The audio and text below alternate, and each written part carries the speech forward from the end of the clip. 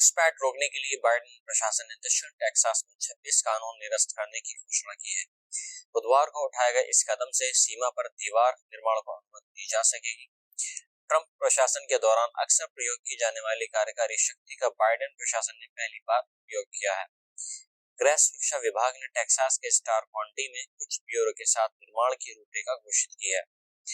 ये सबसे ज्यादा घुसपैठ वाले वेस्ट सीमा क्षेत्र का हिस्सा है। सरकारी आंकड़ों के अनुसार इस वित्त वर्ष में 21 county Rio Grande valley sector से अभी तक करीब 2,45,000 लोग घुसपैठ कर चुके हैं।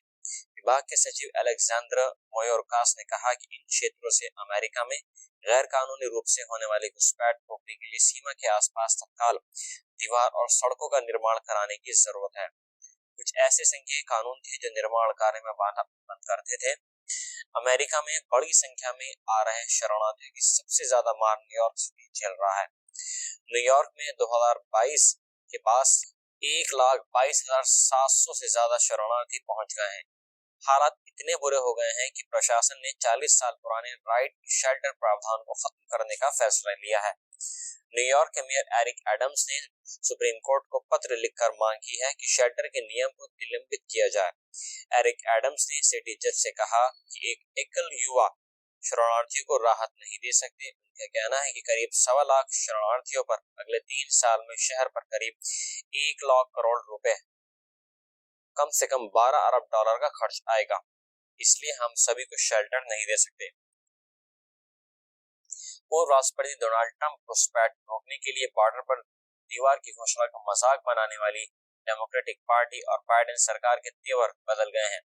अवैध घुसपैठ और अमेरिका में शरणार्थियों के बढ़ते संकट को देखते हुए बाइडेन प्रशासन ने 26 फेडरल नियमों को नजरअंदाज करते हुए टेक्सास के रियो ग्रांडे वैली में दीवार बनाने के लिए नोटिस जारी किया है। करीब 35 किलोमीटर लंबाई का यह हिस्सा घुसपैठ के लिए बेहद संवेदनशील है। इससे पहले बाइडेन वादा करते रहे कि वे 1 फीट भी दीवार नहीं बनाएंगे। टेक्सास मैक्सिको बॉर्डर पर पहुंचे थे बाइडेन और उन्होंने वहां का जो कंडीशन देखी, उन्होंने वहां पर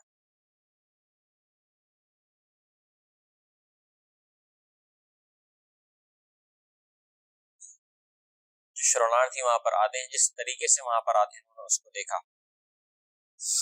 एक्स ट्विटर के सीईओ एलन मस्क शरणार्थी मामले में बाइडेन सरकार पर लगातार हमले करते रहे हैं। मस्क ने कहा कि मेयर ने कहा था न्यूयॉर्क में होटलों में कमरे नहीं है, तो आगे क्या है।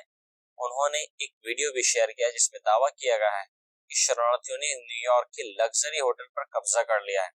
28 सितंबर को मस्क टेक्सास मैक्सिको बॉर्डर पर गए थे, जहां से लोग आ रहे हैं।